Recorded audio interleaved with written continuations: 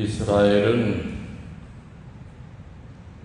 가보지 않았어도 우리가 짐작하건대 비가 아주 적게 내리는 곳이죠.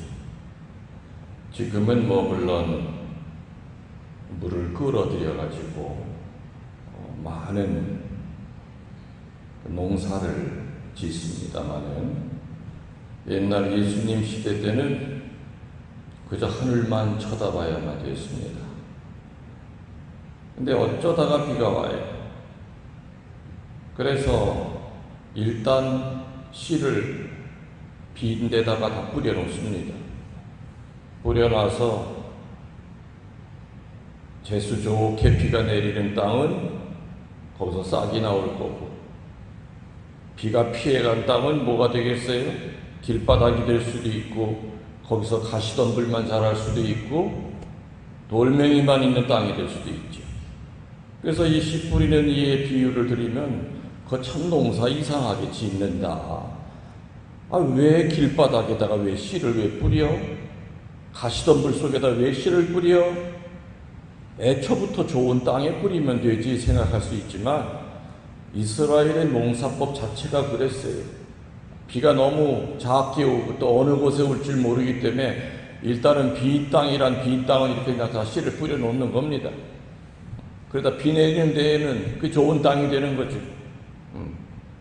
그래서 우리가 성서를 읽을 때는 그 나라의 풍습이라든지 그 나라가 어떤 문화라든지 이런 거를 이해하면은 괜히 쓸데없는 고민할 필요가 없는 거죠.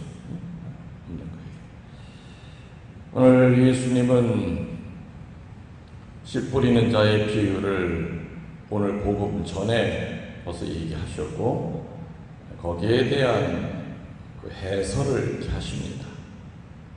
오늘 우리가 들은 것은 나중에 예수님이 직접 해설을 하셨다기보다는 나중에 복음사가가 자기 나름대로 해석을 해서 덧붙인 것이다 하고 이렇게 얘기를 합니다.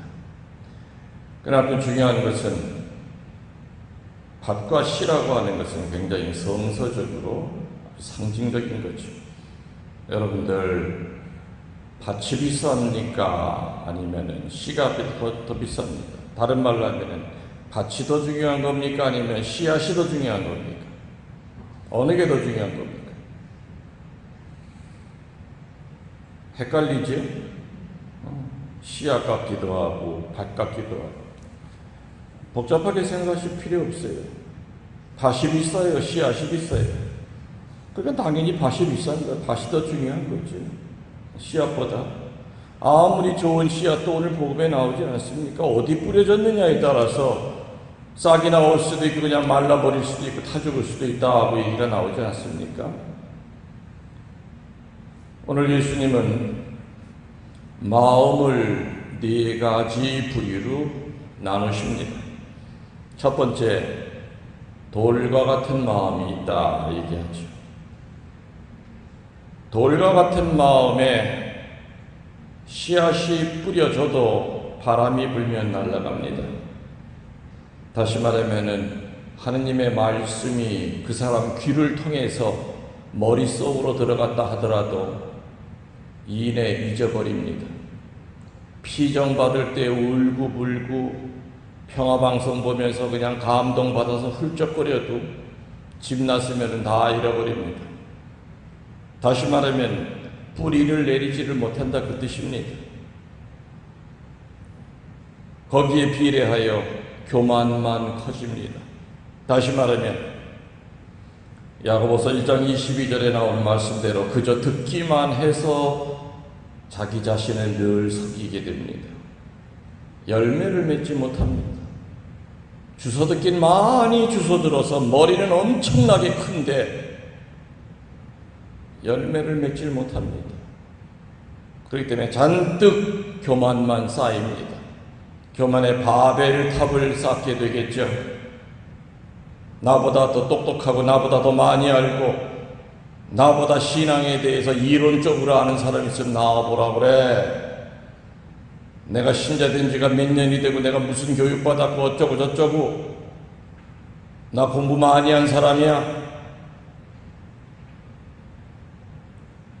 돌밭에 씨앗이 떨어진 것과 같습니다. 한마디로 교만의 밭에 씨앗이 떨어지면 절대 뿌리를 못 내립니다.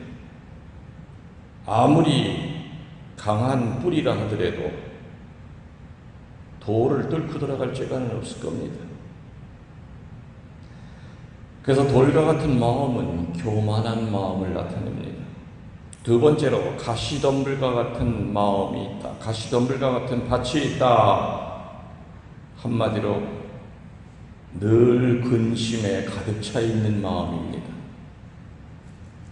늘 얼굴이 어둡습니다. 나오는 말도 긍정적이고 희망적이고 미래지향적이고 밝은 말보다는 늘 어둡고 슬픈 말, 우울한 말이 훨씬 더 많이 나옵니다. 여러분들 말할 때 죽겠네 이런 말 함부로 하시면 안 돼. 우스워 죽겠네. 좋아 죽겠네. 그럼 어떻게 해야 돼요? 우스워 살겠네 그래야지 앞으로. 수연님 아셨어? 우리 큰 수연님은 말할 때마다 우스워 죽겠네. 우스워 살겠네 앞으로. 근심 걱정, 얼굴이 어둡습니다. 얼굴이 어둡다는 뜻은 영혼이 어둡다는 뜻입니다. 영혼이 어둡다는 말 뜻은 그 사람의 인성에 상처가 깊다는 뜻입니다. 도덕경에 보면은 살아있는 것은 부드럽고 죽은 것은 딱딱하다. 부드러운 것은 생명의 상징이요 딱딱한 것은 죽음의 상징이다. 얼굴이 부드러우면 살아있다는 표시지만 늘 경직이 되어 있고 굳어 있는 사람은 영이 죽어 있다는 뜻일 겁니다. 그래서 늘 근심에 가득 차 있습니다. 여러분이 씨앗이라고 생각해 봅시다. 여러분이 떨어지긴 떨어졌는데 가시덤불 사이에 갇혀 있다고 생각해 봅시다. 빠져나갈 길이 없습니다. 이리 움직여도 찔리고 저리 움직여도 찔리고 클 재간이 없습니다. 가시덤불 속에서는 수많은 가시가 온몸을 찔리려고 덤비는데 숨 막혀 죽습니다. 차라리 죽는 게 나으니 나를 죽여주시오 할 겁니다. 가시 속에서 살아갈 재간은 없습니다. 그런 마음의 소유자가 있다는 겁니다. 하느님의 말씀이 그런 사람에게는 아무리 떨어져도 말씀의 열매가 맺을 재간이 없다는 뜻일 겁니다. 세 번째는 길과 같은 마음이라고 그랬죠. 길과 같은 마음은 한마디로 분노에 가득 차 있는 마음입니다. 재물, 명예에 사로잡혀 있는 사람입니다. 재물밖에 모릅니다. 욕심이 너무 많습니다. 그리고 조금 더 베풀 줄 모릅니다. 그리고 자기 명예에 손상이 왔다고 느껴지면 못 참습니다. 누군가가 내 자존심을 건드린다고 생각하면 목숨을 내걸고 싸웁니다. 명예를 찾기 위해서. 길과 같은 마음은 자기 앞에는 쫙쫙 뻗은 길만 있어야 됩니다. 구부러진 길은 자기 용납을 못합니다. 그리고 내 길 앞에 가로막는 인간은 용납할 수가 없다 이겁니다. 늘 마음속에는 만족이라는 것이 없기 때문에 늘 속에는 화가 차 있습니다. 절대 행복할 수가 없죠. 지금 얘기한 이 돌과 같은 마음은 교만을 나타내고 가시덤불 같은 마음은 근심에 가득 찬 마음을 나타내고 길과 같은 마음은 분노에 사로잡혀 있어서 재물과 명예의 수레바퀴에 길바닥에 떨어져 있는 씨앗이 전부 다 으깨진다 그런 뜻일 겁니다. 오늘 예수님께서는 그러나 우리들에게 목표를 정해주십니다. 흙과 같은 마음을 가지고 살아야 된다. 30배, 60배, 100배 열매를 맺을 것이다. 흙과 같은 마음은 한마디로 겸손한 마음입니다. 여러분들 농사를 지어보셨습니까? 농사를 지어보신 분들은 흙이 얼마나 신비하다는 걸 압니다. 아무 영양제 안 줘도 거기서 무언가가 피어오릅니다. 싹이 나옵니다. 세멘트 밑에 있는 그 틈 사이로, 그 밑에도 흙이 조금이라도 있다면 세멘트 그 틈 사이에 떨어지는 그 흙을 바탕 삼아서 거기서도 꽃이 피어오릅니다. 민들레가 피어오르고 들꽃이 피어오릅니다.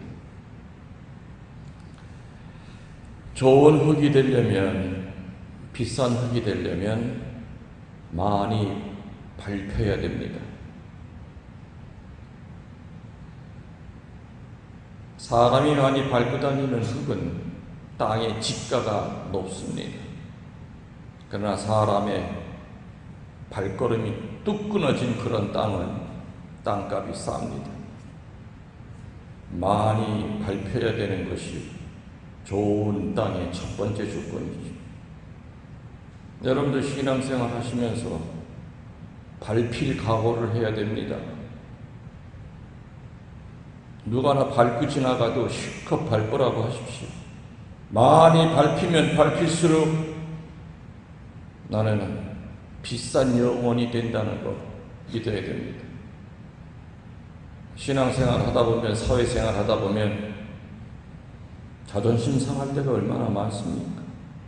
나보다 잘난 것도 없는 인간이 나를 빤히 보고 무시하고 뒷담화치고 가서 멱살 잡고 싶을 때 많지. 주머니 속 뒤집어서 속 보이듯이 보이고 싶을 때 많습니다. 그냥 밟으라고 하십시오. 많이 밟히는 흙일수록, 땅일수록 영적으로 비싼 땅이 될 겁니다. 좋은 열매를 맺는 땅이 되려면 또 조건이 뭐가 있습니까? 더러운 거 많이 끌어안아야 됩니다. 음식 먹은 찌끄러기, 개똥 같은 거 뒷뜰에다 묻고 몇 개월 지나 보십시오. 음식 찌끄러기가 뭐로 바뀝니까? 좋은 거름으로 바뀝니다. 그런 땅에는 어떤 씨앗을 심어도 열매가 알차고 당도가 높습니다. 좋은 열매를 맺어지는 영혼이 되려면 더러운 거 끌어안을 준비가 되어 있어야 됩니다. 얼굴에다 대고 침만 안 뱉었을 따름이지 모욕감을 느낄 때가 왜 없겠습니까? 이유도 없이 나를 씹는 사람이 있을 겁니다. 이유도 없이 내 얼굴에 오물을 붓는 그런 느낌을 받을 때가 있을 겁니다. 하고 싶은 대로 내버려 두십시오.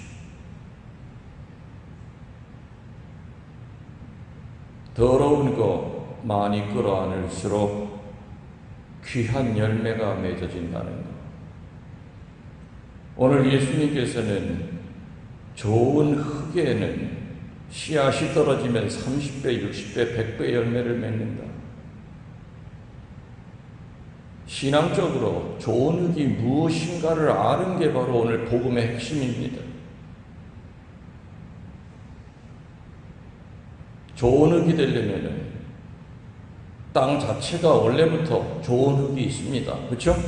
어떤 흙은 아주 땅 자체가 색깔만 봐도 벌써 야 여기는 뭘 심어도. 근데 땅이 시원찮아도 우리는 좋은 흙을 만들 수 있죠? 뭘 갖다 부으면 돼요? 좋은 거름을 갖다 부으면 돼요. 그 거름이 바로 기도 생활이에요. 내 십자가 기쁘게 지고 가는 것이요. 그리고 오늘 복음에 나오는 대로 밟혀도 불평하지 않고 더러운 오물을 뿌려도 항의하지 않는 거죠. 우리나라 농사법이 옛날에 어땠습니까? 밭에다가 못 뿌렸어요? 똥 뿌렸잖아요. 오줌 뿌렸잖아요. 그죠? 근데 그게 용케도 사람 똥오줌이 사람 먹을 양식을 만들었단 말이에요. 입에 들어갈 걸 만들었어.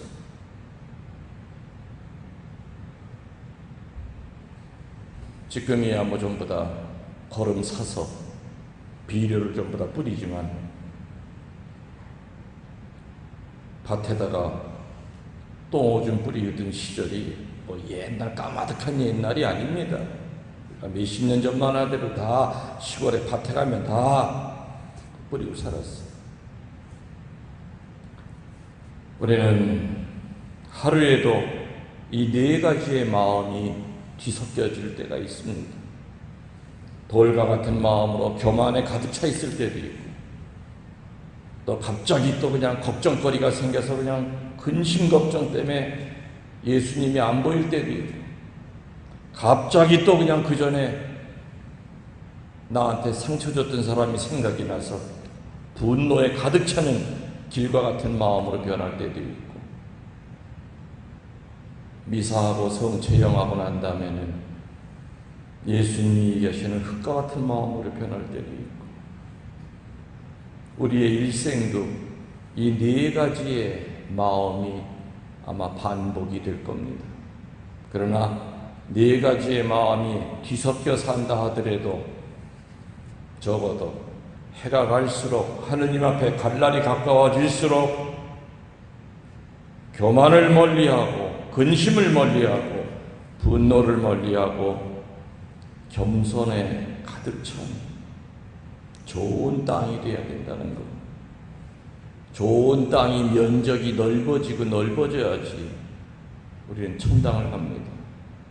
해가 갈수록 교만의 밭이 커지고 근심의 밭이 커지고 분노의 밭만 커진다면 열매 맺는 땅덩어리는 그야말로 눈에 보이지도 않을 정도로 그렇게 변해 간다면 얼마나 불행한 인생이겠습니까? 오늘 하루 종일 살면서 여러분들의 마음은 이 네 가지의 마음 가운데 어느 쪽이었습니까? 돌과 같은 마음이었습니까? 가시너불 같은 마음이었습니까? 길과 같은 마음이었습니까? 아니면은 흙과 같은 마음,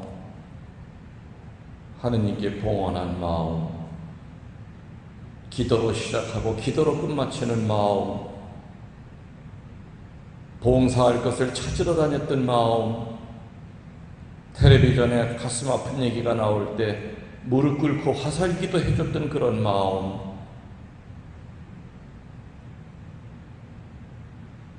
오늘 못다 했다면은 내일 아침에 눈을 뜨면은 오늘 내가 어떤 마음의 밭을 가꾸고 살아야 될지, 그게 바로 아침 기도입니다. 그래서 오늘은 내가 근심의 밭 속에 살았다 하더라도 근심의 밭 하느님께 맡기고 내일 해가 뜨면 내 마음의 밭은 겸손의 밭으로 30배, 60배, 100배의 열매가 맺어지는 주님의 밭으로 바꿔나가리라고 하는 결심을 하면서 하루하루를 맞이하도록 합시다. 아멘.